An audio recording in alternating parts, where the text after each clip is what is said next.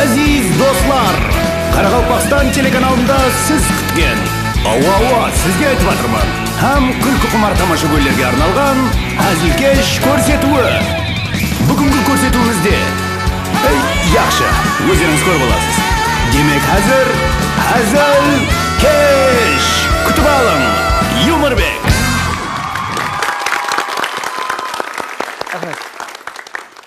Assalomu alaykum. Qaraqalpaqston telekanalida hazilkesh ko'rsatuvi. Endi biz qarakeng o'zi hazilga bir ata yaqinmiz. Ya hazil bizlarga yaqin ba, xullas ag'anchiligimiz bor. Biz o'zi so'zlarimizdan bir hazilga beyin bo'lib kelaveradi. Misol bir mekemalarga kirsang, eshikni javob kiring degan yozuv borda. Qarab, siz qalay o'ylaysiz? Eshik javoqandan keyin qalay kiramiz ishni? Biroq biz onu tushunamiz, kirgandan keyin javob ketish kerak. Albatta buning bari hazilkesh ko'rsatuvi. Demak, biz ko'rsatuvimizda ne qilamiz? Boshlaymiz. Biz yangi rubrika o'ylab topdik. Ko'rsatuvimiz basında az o'tkazib olamiz. Bu rubrika siz uni taniysiz deb ataladi. Hozir foto surat ko'rsataman. Soning kim ekanini sizlar topishingiz kerak bo'ladi. Demak, bu o'zi sport tarafında ulkan topishlarga erishgan, ana qabag'ini uyib turgan qiz. Bu kim? Siz uni taniysiz. Oltingul o'tanyapsizmi? O sportchimi o? Jurnalist. Endi bir jag'dan durish javob turasiz. Albatta biz endi sportchi deb hazillashib edik. Yaxshi, bu ikkinchi suratni ko'rsatamiz. Yaxshi, bu oltingul o'tanyapsiz do'st. Bu ikkinchi surat, foto 13-aprel kuni tushilgan deydi. Ortida yozuv bor ekan. Siz buni taniysiz. Bu kim? Yana sol javobmi? Siz sonday turaqli ixlosmandlar ekansiz, bir so'zni qaytalay beradi ekansiz. Men o'zim bir so'zni yigitman, so'ngishdan bir zot qaytalab ayta beraman-da, so'ng unutib qolmayin deb qog'oz olib yuratimdan sababi soldi. Bunday bir so'zlar. Rahmat. Albatta, oyoqlar ko'rsatuvini olib boruvchi jurnalist, shoir Oltingul O'tanyazov edi. Davom etamiz. Bu hazilkesh ko'rsatuvi. Bizning qonunlarimiz Muratbek Mebel javobgarligi cheklangan jamiyati. Endi hozir basabasning ta'siri, hozir tezlik asiri deydi-ku. Hamma basabas. Bir ikki odam bir ko'chada uchrasib tanisa, so'vetlashib qolsa, ko'p turmaydi. Shalapala ahvol so'rasa-da, bo'ladi, asqiqsen chumsi basabas. Tushunsan-ku deydi-da. Biz sonday asqiqsiz. Misol qanday tunimen kino ko'ramiz, ya? Tunimen kino ko'ramiz, vaqt bor, asqiqlaymiz. Biroq azanda shay ichiga vaqt yo'q. Darrov turib o'quvga жұмысқа ketamiz. Biroq asqiqpaydilar ham bor ekan. Kimlar asqiqpaydi? Men tayyorlab qo'ygan buni qarab. Serialning vaqtida reklama asqiqpaydi. Qarz algandan beruga asqiqpaydi. Basliq azanda жұмысқа kelуге asqiqpaydi. Sonday yana kimlar asqiqpaydi bilasizmi? Eng asqiqpaydilarning biri Qaraqalpaqston telekanalida boshlovchi jurnalist hamda shoir Oltingul O'tanyazova asqiqpaydi. Bugungi ko'rsatuvimizning mehmoni shoir, jurnalist, tele boshlovchi Oltingul O'tanyazova. Oltingul O'tanyazova. Oltingul opa, xush kelibsiz. Rahmat. Oltingul opani ixlosmandlaringiz qara, qanday tayyorlik bo'lib, o'shanda alifbe bayramdan avsgan harflarning barini jinob, oltin harflar bilan Oltingul deb yozib qo'ygan qara. Juda quvonchliman. Bu tayyorlikning bari to'sindan emas, endi sizlar xabaringiz yo'q shior. Kuni kechi ajibamiz Oltingul O'tanyazovaning tug'ilgan kuni. 18 yoshga to'lib o'tir. Qutlaymiz. Rahmat. Oltingul opa. Yani siz shoirsiz, men bir kuplet to'qib kelib aytib berayin, ya. Tug'ilgan kuningiz, tuzli suvga yuvilgan kuningiz hamda tuv uyindan quvilgan kuningiz bari qutlug' bo'lsin deymiz. Endi o'sha kasbistlar atынан, teleoperatorlar atынан qanday tayyorliklar ko'rilgan sizga arnab gullar. Tug'ilgan kuningizga to'rlatamiz. Xush kelibsiz. Qalay yaxshi yetib keldingizmi? Albatta, azanda erta kelganmiz bu yerga. Себебі бұл жер біздің жұмыс орнымыз, екінші үйіміз. Siz o'zingiz yaxshi yetib keldingizmi? Demak, bugun sal boshqacha bo'ladi. Bugun bizda mehmonda deb o'ylab o'tsak, yo'q, biz bugun mehmonda ekanmiz. Rahmat, yaxshi yetib keldik. Bunda o'rin olmasaq bo'lgan ya. Yo'q, bu hazilkeshning vaqti sal erteleu. Biz 9dan keyin u yerga chiqamiz. айқұлаққа. Онда айқұлақ болып кетуі мүмкін, берге шықсаңыз, яқшы. Өзі айқұлақ деген өзі, орысларда радуга дейді, камаляк дейді, радуга дейді. Бізде айқұлақ та, біздің халық өзі сондай бір қонақшыл ғой. Мен өзім сол телевидениеге, Юморбек болып телевидениеге шығып бастағанда, ең бірінші болып сіздің көрсетуіңіз арқылы шықтым да. Ұма суаққа шекем, мен айтып кетейін, айқұлақ көрсетуінде 3 рет мейман болған екенмін.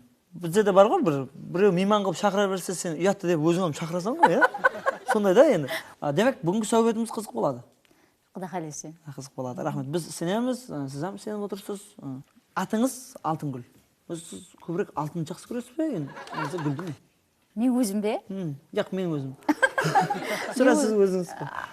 Әлбетте, мен атымды қойған кезде білмегенмен, қайтып қоятығынын. Ол кезде кішкентайсыз білмейсіз. Ауа, еш нәрсе білмегенмен, бірақ біздің халықтың қызларына гүл деген аттың қосылып айтылғаны бір басқаша бәрібірде. Гүлі қаяғында тұрғанда не деген екен, баяғыда бір ұстаз Гүлзиба деп қой қызымызға атты деген екен да. Барып ұмытып қап. Гүл деген бар еді, кім неді деп, бірақлар Зибагүл деп қойып, Зибагүл емес пе? Ауа, Зибагүл деп қойған екен. Үйіне келген соң қараса метрикада жазылып туылу хақында куәлігінде жазылып тұрған Зибагүл деп. Ал мен саған Гүлзиба деп қой дедім ғой қызымыздың атын десе, ай гүлі қаяғында тұрғанда не деген екен? Сол гүлі болса жақсы да бәрібір. Бәрібір гүл жеңепсің, иә. Мысалы, Алтынгүл деген жақсы ғой, гүл алтын деген сәл ондай атты естіп көрмедім. Әрбірімізде тек қана өзіміз білетін бір сыр бар балалықтан. Балалығымызда бір лақап қойылады, иә? Бір еркелетіп айтады. Мысалы, Макон деп айтатын еді мені. Сізді кішкентайыңызда туысқандарыңыз, сізден үлкендер кім деп еркелетеді, лақап қояды? Мен кішкентай кезімде дұрыс балалықты естігенде жақсы, мен жақсы көремін сол мақсат сол.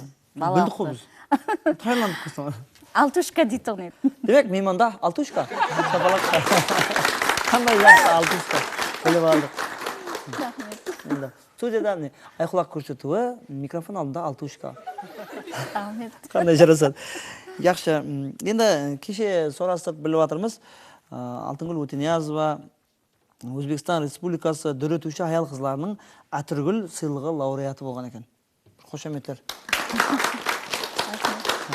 Қара өзі гүлді жақсы көретіңіз, гүл өзі Атыргүлем өзі ізлеп сіз тауып апты. Бұл 2006 жыл екен да, елі. Сонда сол 2006 жылдан бері сол Атыргүлді пайдаланып кетірсіз ба елі? Әлбетте, бұл тозбайтығын жүдә бір хүрметлі Атыргүл да ол. Жүдә алтыннан да бетер. Әр жылы бір адамға несіп етеді. Өзі бір? Республикада. 2006 жыл 6-шқаға несіп еткен. Қандай жай. Алтынгүл апа, сізді шайыр сыпатында көп танимыз. Сіздің жазған қосықларыңызды қайсы қосықшылар атқарып жатыр қазір? Кімдер атқарып жатырыпты, енді халық біледі, көбісін біледі, бірақ мен өзімін білмеймін, кейде бір кезлері қосығымның сөзлерін бұзбай, жүдә әжайып етіп атқарып жатыпты. Мен дым кеуілім толады, қосықшы балаларға, қызларға, ома жақсы қиялыңда бір ойларыңды, қияларыңды алып, қосықлардың қанатында алып ұшады да, бұл жақсы. Қандай әжайып. Енді қосық жазуға ілхам еш, қандай уақытлар пайда болады ілхам еш? Бір кейде ойлаймын, қосық бір тәшвіштен, я бір қуанғанда, я қайғырғанда туылады да, бір уақытлар ойлаймын, кімге керек? Менің шадлығым, менің тәшвішім кімге керек деп ойлаймын да, жазбайман болды деп. Яқ, бір күнлер және жазуға мәжбүр боламын. Себебі шығу керек ол. Туылу керек. Қосық жазылмайды. Туылады. Жүректен туылады. Қосық ешқашан жазылмайды. Жазаман десең, жаза алмайсың да. Ол туылады. Ал егер бұйыртпа бойынша болса не? Білмедім. Бұйыртпа бойынша жазып көрмедім. Онда ата-анасының разылығымен келісімді түрде туылады десең. Бұйыртпа бойынша, иә? Мысалы, қазір сондай режелестіретін болып кетті ғой, иә, жобаластырып. Екі ол, бір қыз болса болады біздерге дейді. Сондай сізге мынандай уақытта мынандай қосық болса болады. Сол үшін қосықшыларға да бір естіп отқан болса, көріп отқан болса, бұйыртпа беріп, шайырды қинай беруге болмайды екен. Күттай бір гонорар төлесең, әйтеуір туылады да. Енді Алтапа қазіргі дәуір әдебиятында аял қызлардың орны салмақлы, аял қызлар бар, жетерлі. Бұрын, мысалы, 19-18 ғасырларға қарап кетсек, Қарақалпақ әдебиетінде ол аял қызларды дым аз. Сонда бұрын неге аял қызларда аз болған, қазір неге, бұған себеп не деп ойлайсыз? Дөретушілік. Дөретушілік. Аял қызларымыз енді, шайыр қызларымыз көбейіп жатыр. Бұрын дым аз болған, не үшін енді қазір көбейіп жатыр? Оның себебін мен ойлаймын, бұрында дым ташвиш көп болғанда, ауыл хаялының жұмысы ауыр болған. Мен анамның басына өткенде, мысалы, азаннан қара кешке тынбайды олар. Неше сиыр бар. Өзім көзіммен көргенмен. Сиыр ол ташвиш емес. 6 сиыр сауады. Сиыр көп болса жақсы. Неге ол ташвиш емес? Оның бәрі минет өзіне өзі болмайды. Контракт студенттер бар, айтып тұрған, сиыр жақсы ғой дедім. Ташвиш қол тимейді. Қол тимейді. Қол тимейді. Кеше ғана 21-ші әсірге деген бір қосық жазғанмын, өзіміздің әсірімізге. Біздің әсіріміз 21 жасар жігіт қандай болады? Ғошақ жігіт, ғошақ әсір, алтын тез.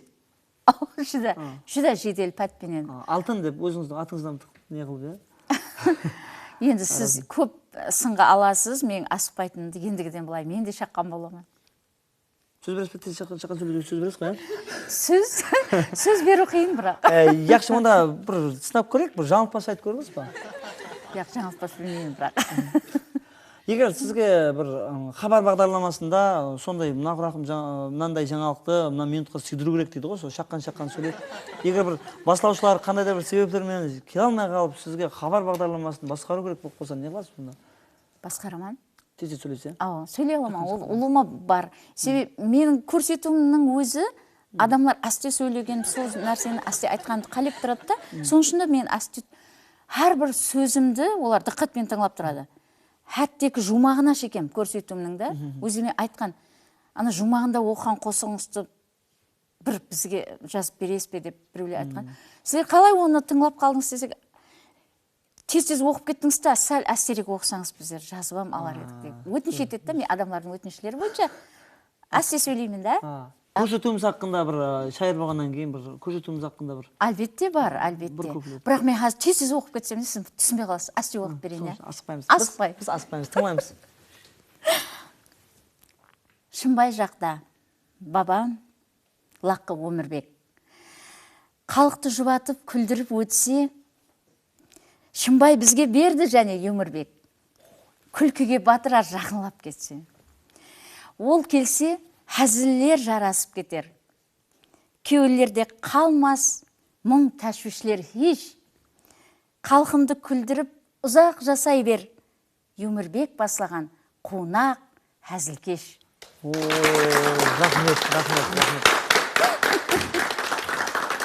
Рахмет. Әжайып, енді мен соны шамалап алдын ала білгенмен, өз бәрібір шайыр адам келгеннен кейін қосық оқып береді, біздің қысынып қалмайық деп, мен сәл сіздегі оқи алмауым мүмкін, бірақ әрекет етемін. 7 жасар бала шырпыр жылапты. Не себеп екен ата сұрапты. Сонда бала, басқа жаққа тауламаң, қойып берің көрсету айқұлақты. Жақсы көрсетуге көз үзбей қарар, кішкене бала да парқына барар. Шембі күні телевизор алдында отырады екен жасам қарылар. Көрген адам зор деп айтып жүрмесе, тамаша көй әділ баға бермесе, айқұлақты ынтығысып күтеді, алтын гүлді сағынады көрмесе. Рахмет. Сізім асықпай оқи алар екенсіз? Деп бізге шайыр Байжани. Енді бір қарағанда біздің әзілкеш көрсетуіміз енді бүгін өзгеріп айтысқа айланып жатыр ма деймін, ал біз бауырлардық, енді және бір қосық сізден болса деп. Бұл кімнің үйі деген қосығым бар. Сол студент кезде. Өзіңіз білмейсіз кімнің үйі екен. Біздің үйіме де бөліп қалмас қойын. Шоқ дараңғыл, шоқ жасылықтың куәсі. Пақтасарға көзін тігейіп тұрады. Студентлер келсе ауыл арасы және толысқандай болады. Студентті жатырқамас бұл ауыл. Кеулін ашып жай береді төрінен. Кейде ауқат, кейде мазалы қауын жегізіп өзінің ұлындай көрген. Иелеп аламыз ошағын, жайын. Тамашаға толы күндер басланар. Атыздан келгенде ауқаттың тайын дискотека деген қызық тағы бар. Біздің апамыздың 3 баласы бар. Нүкісте іслейді тұңғышым дейді. Інілерін танимыз, үйірсек олар. Туысқаны яңлы, еркін біз үйде. Бір күні шай қойып атсам дәлізде, ұзын бойлы жігіт кіріп келдір. Ол маған, мен оған хайран тәрізде қарастық. Туфлиін шешіп те атыр. Сәлем жоқ, әлік жоқ, қауетерленіп, сізге кім керек деп сұрау қойғанман. Осы үй керектер жақынлап келіп, ал сіздің өзіңіз келгенсіз қайдан. Бұл үйдің тұңғышы, аңладым зорға, кірдім бөлмемізге, жаңалық айтып, бұндайда еркінлік заман болар ма, келмесін бе туған үйіне қайтып. Елі күлкім келер егер есесем, жаслық дәуранлардың сол бір күнлерін, қай жерде меймандос халық бар десе, Қарақалпақ ауылында дер едім. Ой.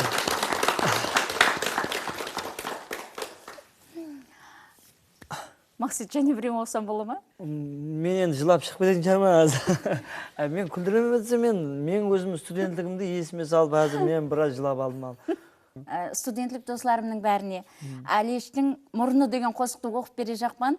Бұл Әлеш деген, Әлима деген құрдасым. Қосық бұрын жазылған. Бұрын жазылған. Мұрын ақында бұрын. Студент уақытта. Әлештің мұрны деген. Бірінші басқышты піткере сала, Әлима үй болды сүйгеніменен. Пақта терім деген тыныш қояма. Ол да кетті ерге тигеніменен. Бірін-бірі сағынысып ашқылар, көріседі зорға әпте өткеріп. Нұрулла ісімлі күйеуіміз бар. Мол базарлықпенен тұрады келіп. Пақта теріп жүрсе Әлеш бір күні, кімдір ысқырғандай болыпты оған.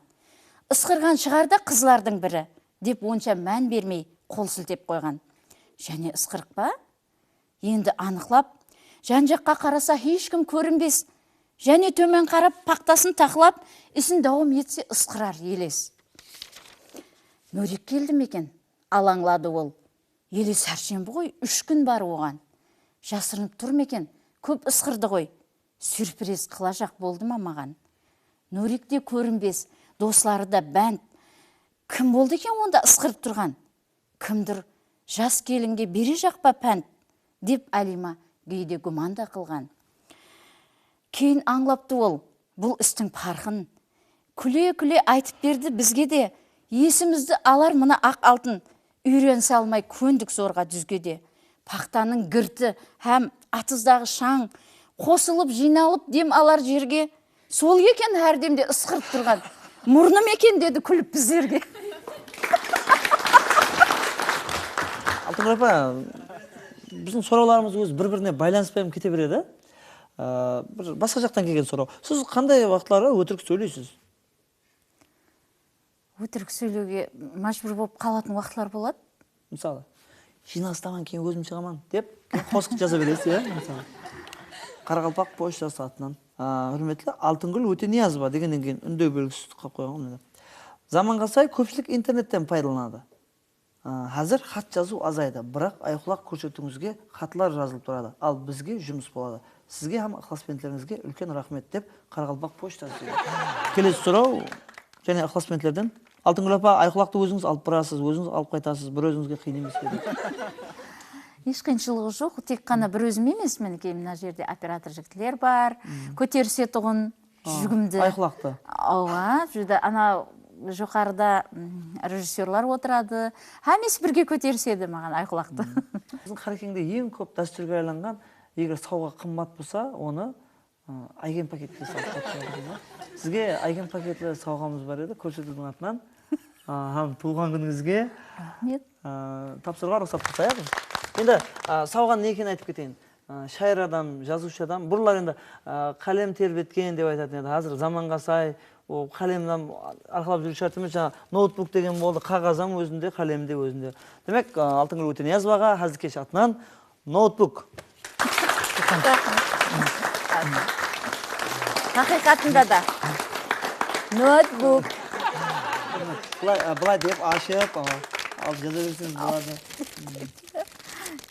Кетіп қоямыз. Күш-қуат, Рахмет. мол ілхам еш тілейміз. Рахмет. Алтынгүл апа.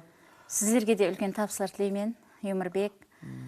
Әлбетте біздің телетамаша көйлерге салсақ, осындай көрсетулер жүдә керек еді. Қатлар бекарға келмейтұғын еді. Әзір сіз әзілетіп кеткен айқұлаққа келген қатлар арасында халқымыз не қылады? Әмме нәрсені сөйірде сұрайды. Қайсы қосықты жақсы көреді, қайсы көрсетуді жақсы көреді, әммесін айтады, шын жүрегіменен. Олар көпшілік қатыларда сұрайтын еді, бізге бір хәзіл дәлкек көрсету керек деп.